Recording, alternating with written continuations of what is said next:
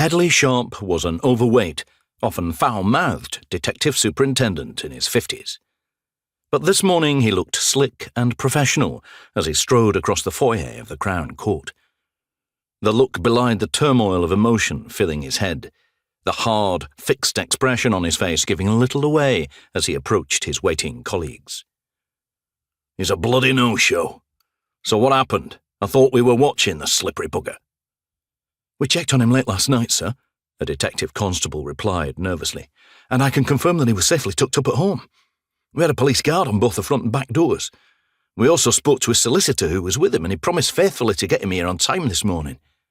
"Lying jokers, the bloody lot of them."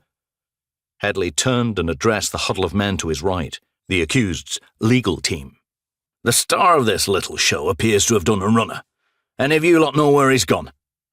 Stepping up to one of them, Hedley gave him a sharp poke in the guts. "You're the idiot who fought so hard for bail. Now we know why, don't we? Dean Rawlins had no intention of attending this morning, and you damn well knew it.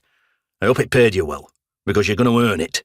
You, laddie, have a shed load of questions to answer." Caught off guard by Hedley's vicious jab, the man stepped back. "I wouldn't dare help the man in the way you suggest, Superintendent. As Mr. Rawlins' solicitor, I'm paid to do all I can for him, but that didn't include breaking the law. We tried our best, even to the extent of leaving one of our juniors to ensure that Mr. Rawlins stayed put overnight. You're not the only one who'll lose out over this morning's debacle." Hedley sneered. "Don't make me laugh.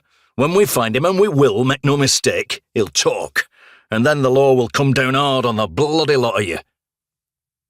"You seem to forget, Superintendent, that everyone is innocent until proven guilty. Nothing has yet been proved against my client, and the evidence is weak at best." Giving the solicitor a scowl, Hedley nodded at his DI, Stuart Vasey. "Come on, let's go. The Rawlins house needs a visit, sharpish." Hedley needed to get away from this bunch of know-it-all lawyers before he lamped one of them. Most of all, he needed to calm down. Getting angry like this would do his blood pressure no good at all. The medics had warned him enough times about what the outcome would be if he didn't change his lifestyle. The problem was, Hedley saw little wrong with the way he lived or conducted himself. True, he was overweight. He liked to drink, and he had a temper, as everyone he worked with knew, but it was rarely an issue. Mostly he considered himself to be easygoing and fair-minded with his team. "It'll have taken some planning," he told Stuart as they walked down the steps and out of the courthouse. "We can be pretty certain of that. We've had uniform kicking about that house of his for weeks. I can't believe they didn't pick up on something." "Give them a break, Hedley. Rawlins was biding his time. He waited until the very last minute," Stuart said.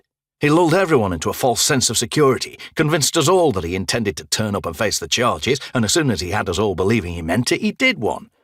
What I don't get is where does a man like him go? His face has been plastered across the media for weeks. We have to find him. We must get justice for the poor buggers he's murdered over the years." "Allegedly murdered, Hedley. Like his brief said, innocent until proven guilty." "He did it all right," said Hedley flatly. "Put out an alert for him. You know, airports and the like. If he intends to leave the country, he won't get far." "That's all well and good, but knowing Rawlins, he'll have his bolt hole well sorted. Don't forget who he is. With his resources, he can buy himself all the help he needs, along with friends only too willing to supply it." The last thing Hedley needed was reminding of how the underbelly of this city kowtowed to Rawlins.